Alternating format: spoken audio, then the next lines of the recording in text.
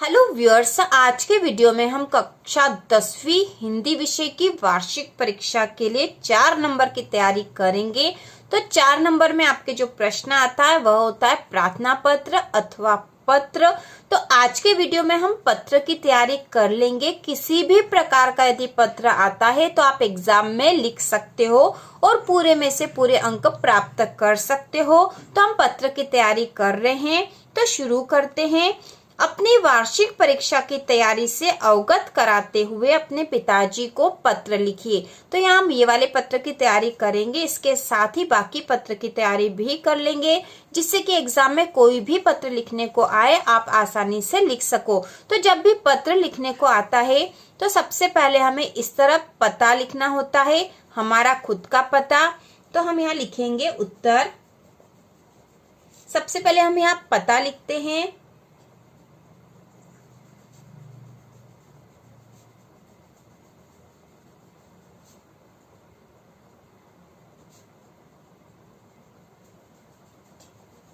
New housing board colony Bhopal.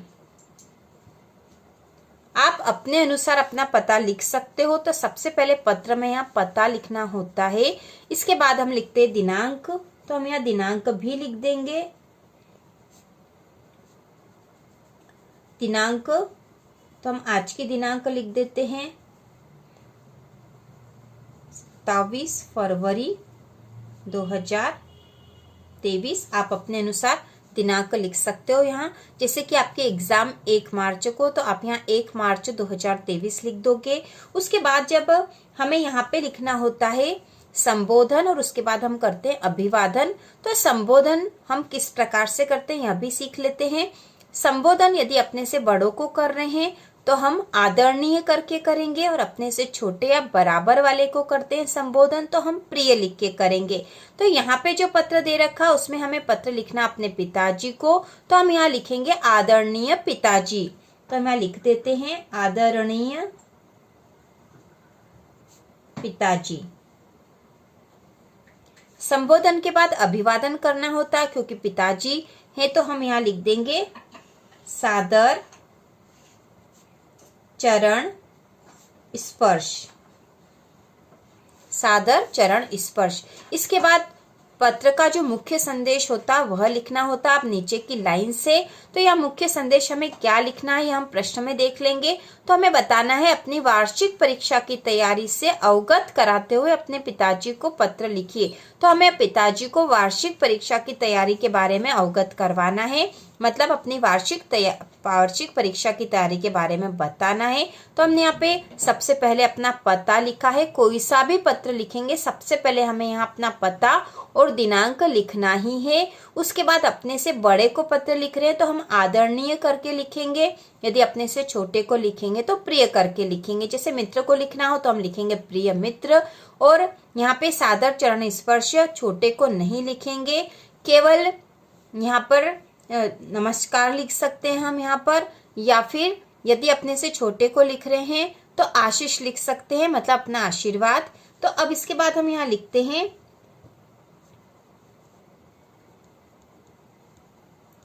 आपका पत्र प्राप्त हुआ। क्योंकि हमें पत्र की शुरुआत कहीं से भी करनी होती है, इसलिए हम ऐसा लिख के भी कर सकते हैं कि आपका पत्र प्राप्त हुआ, या फिर ऐसा भी लिख सकते हैं मैं यहाँ कुशल से हूँ और आशा है कि आप भी सकुशल होंगे।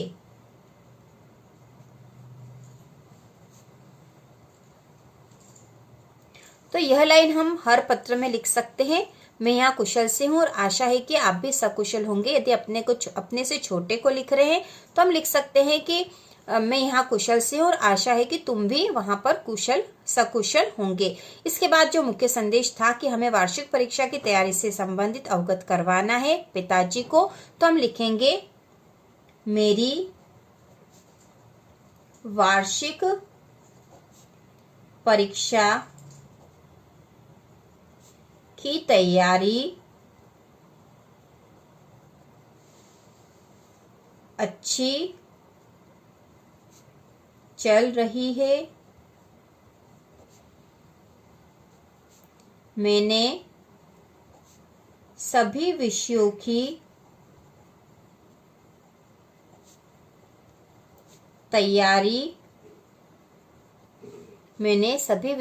तैयारी कर ली है और आशा है कि मैं इस वर्ष प्रथम श्रेणी से उत्तीर्ण हो जाऊंगा या जाऊंगी, जैसा भी, ठीक है, हो जाऊंगा। फिर जो मुख्य संदेश था वो हमने लिख दिया, क्योंकि यहाँ वार्षिक परीक्षा की तैयारी के संबंध में बताना था तो हमने बता दिया है। माताजी को मेरा प्रणाम, ठीक है। इसके बाद हम लिख देंगे यहाँ पे आपका प्रिय पुत्र या पुत्री लिख सकते हैं, क्योंकि यहाँ पे ऐसा कुछ लिखा नहीं था तो हम लिख सकते हैं यहाँ पर, और यहाँ पे आप नाम लिख सकते हो। तो इस प्रकार से आपका जो है पत्र हो गया है। वार्षिक परीक्षा की तैयारी के संबंध में पिताजी को पत्र लिखना था, वह हमने लिख दिया है। तो पत्र में हमें सबसे पहले ऊपर पता लिखना होता है, उसके बाद दिनांक, फिर संबोधन अभिवादन के बाद मुख्य संदेश लिखते हैं, और उसके बाद फिर अपने बारे में यहाँ लिख देते हैं कि आपका प्रिय पुत्र या पुत्री या आपका प्रिय जो है नाती वगैरह, जो भी जिस प्रकार से पत्र हो। कभी कभी एग्जाम में इस प्रकार से भी आ जाता है कि अपनी वार्षिक परीक्षा की तैयारी से अवगत कराते हुए अपनी माताजी को पत्र लिखिए। यदि माताजी को भी पत्र लिखना हो तो हम पत्र इसी तरीके से लिखेंगे, बस यहाँ पे आदरणीय पिताजी के स्थान पर हो जाएगा आदरणीय माताजी, ठीक है। बाकी पूरा इसी प्रकार से हो जाएगा यह पत्र। इसके बाद अगला जो पत्र है जो हम लिखेंगे वह है अपने वृद्ध दादा दादी के स्वास्थ्य की जानकारी लेने के लिए पिताजी को पत्र लिखिए। तो यहाँ पत्र पिताजी को ही लिखना है, लेकिन जो संदेश है यहाँ पर वह है अपने वृद्ध दादा दादी के स्वास्थ्य की जानकारी लेने के लिए। तो हम पत्र लिखने की शुरुआत करते हैं, तो हम यहाँ लिखेंगे उत्तर। सबसे पहले ऊपर पता लिखते हैं, तो हम यहाँ लिख देते हैं माधव कॉलोनी उज्जैन, ठीक है। आप अपने अनुसार पता लिख सकते हो, जो भी आपको अपना पता लिखना है। उसके बाद हम लिखते हैं दिनांक, क्योंकि आपके एग्जाम 1 मार्च को, तो हम यहाँ दिनांक 1 मार्च 2023 लिख देते हैं। जिस भी तारीख को आप पत्र लिख रहे हो वही तारीख आपको यहाँ लिखनी है।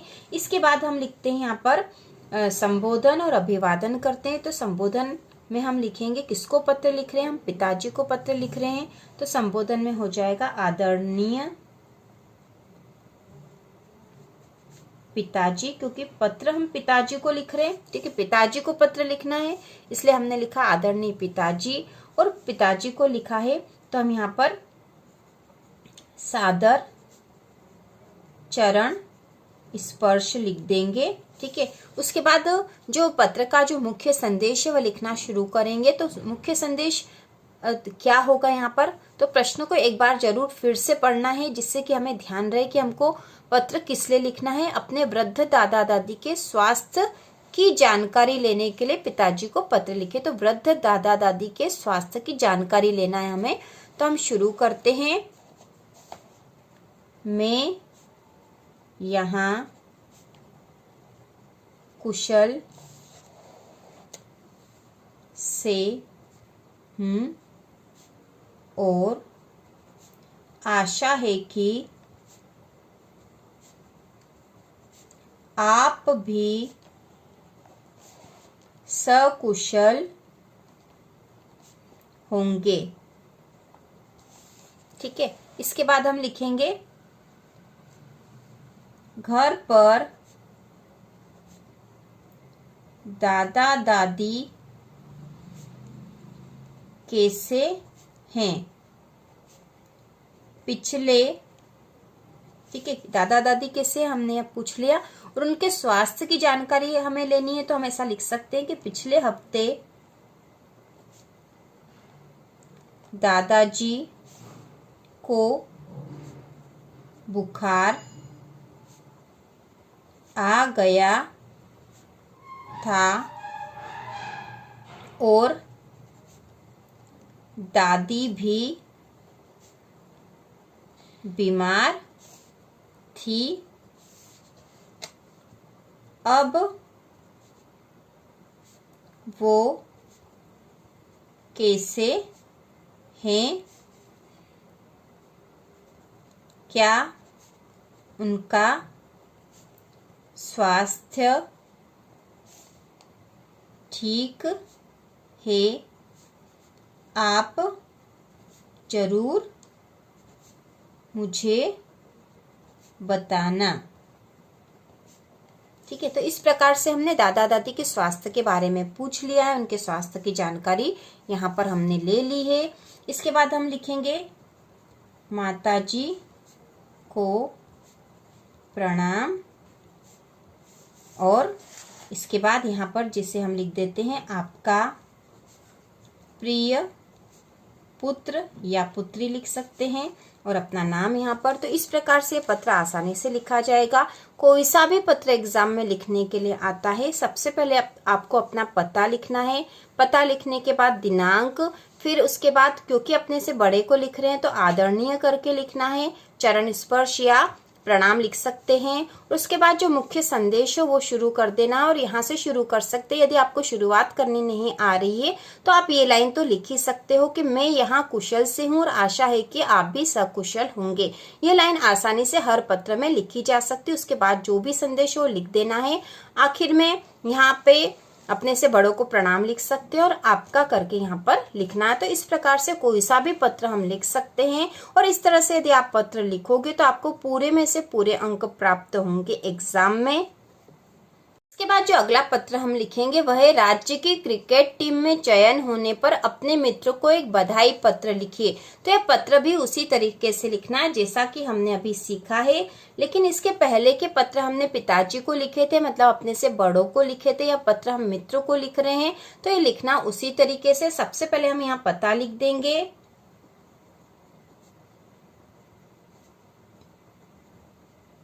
New housing board colony Bhopal. उसके बाद दिनांक, जिस भी दिनांक को हम पत्र लिख रहे हैं वह हमें दिनांक यहाँ लिखनी है। अब यहाँ देखो पत्र किसको लिख रहे हैं, किसको लिखना, अपने को मित्र को लिखना है। तो हम यहाँ पर नीचे लिखेंगे संबोधन में प्रिय मित्र। ठीक है, प्रिय मित्र नमस्ते।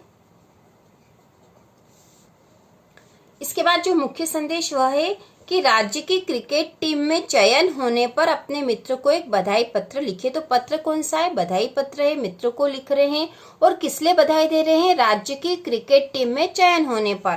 तो शुरुआत करते हैं, मैं यहाँ कुशल से हूँ और आशा है कि तुम भी सकुशल होंगे। मुझे कल न्यूज़पेपर से पता चला कि तुम्हारा चयन राज्य की क्रिकेट टीम में हुआ है। इसके लिए तुम्हें बहुत बहुत बधाई। आशा है कि तुम भविष्य में भी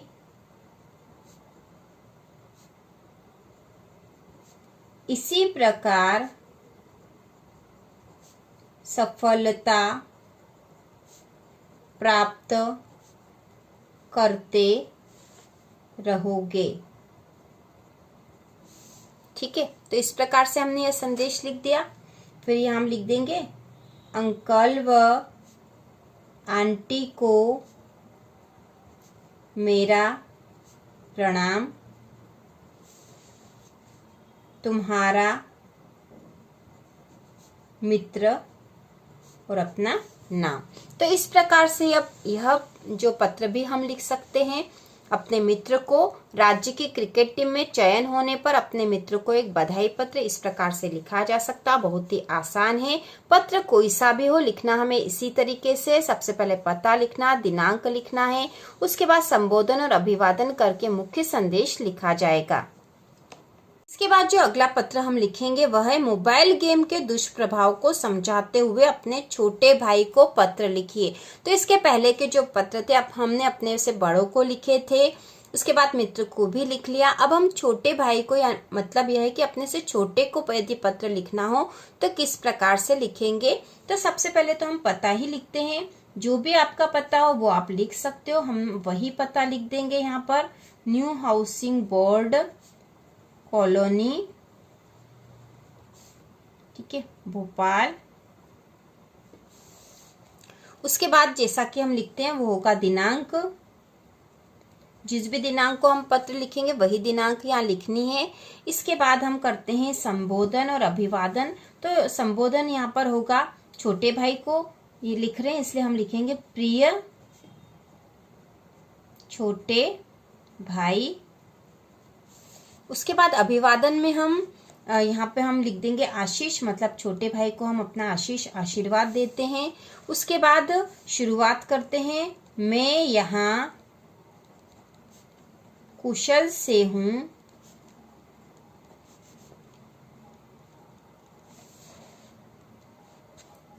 ठीक है, कुशल से हूँ और आशा है कि तुम भी सकुशल होंगे। मैं तुम्हें आज मोबाइल गेम के नुकसान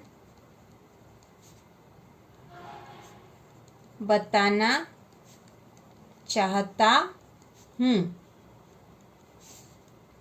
मोबाइल गेम से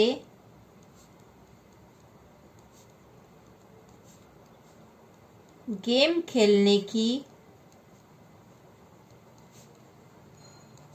लत लग जाती है, जिससे हमें स्वास्थ्य का नुकसान होता है। इसके साथ ही हमारी पढ़ाई भी प्रभावित होती है। इसलिए हमें मोबाइल का उपयोग केवल ज्ञान प्राप्त करने के लिए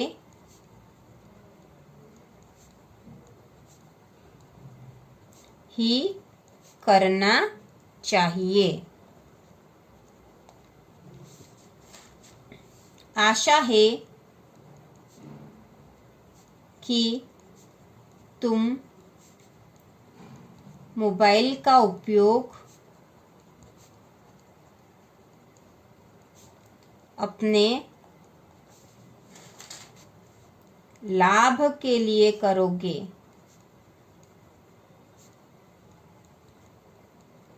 ठीक है, तो इस प्रकार से हमने लिख दिया संदेश। इसके बाद यहाँ लिख देंगे, ठीक है, इसके बाद यहाँ लिख देंगे तुम्हारा बड़ा भाई, या बहन भी लिखा जा सकता, अपना नाम लिख सकते हैं। तो इस प्रकार से हमने यह पत्र भी लिख दिया है। कोई सा भी पत्र लिखने को एग्जाम में आए आप आसानी से लिख सकते हो। सबसे पहले आपको यहाँ ये देखना होगा इस प्रश्न में कि पत्र लिखना किसको है। ठीक है, जिसको भी लिखना है उसी के नाम से अभिवादन होगा और संबोधन होगा यहाँ पर। और यहाँ पता तो आएगा ही सही, दिनांक भी आएगा ही सही। यदि अपने से बड़ों को लिखेंगे तो हम आदरणीय करके लिखेंगे, छोटों को लिखेंगे तो प्रिय करके लिखेंगे, और मित्र को भी प्रिय करके लिखेंगे। ठीक है, तो हमने 4 पत्र यहाँ सीखे हैं और इससे आप समझ ही गए होंगे कि अपने को पत्र कैसा लिखना है। इसके साथ ही यदि पत्र नाना जी या नानी जी को लिखने का आता है या किसी अन्य को लिखने का आता पिताजी के स्थान पर, तब भी हम आदरणीय नाना जी या आदरणीय नानी जी इस प्रकार से लिखकर पत्र पूरा कर देंगे। तो पत्र लिखना हम पूरी तरह से सीख गए हैं। आप आसानी से पत्र लिख सकते हो। संदेश आप अपने मन में भी समझकर लिख सकते हो, क्योंकि पत्र आप अपने को लिखते हैं, पत्र आप अपने रिश्तेदारों को लिख रहे हैं, अपने मित्रों को लिख रहे हैं, तो आप आसानी से लिख सकते हैं। बहुत ही आसान होगा और 4 नंबर आपको पूरे ही मिलने वाले हैं एग्जाम में। तो इसी प्रकार के और वीडियो देखने के लिए, कक्षा 10वीं की संपूर्ण तैयारी के लिए चैनल को सब्सक्राइब कीजिए।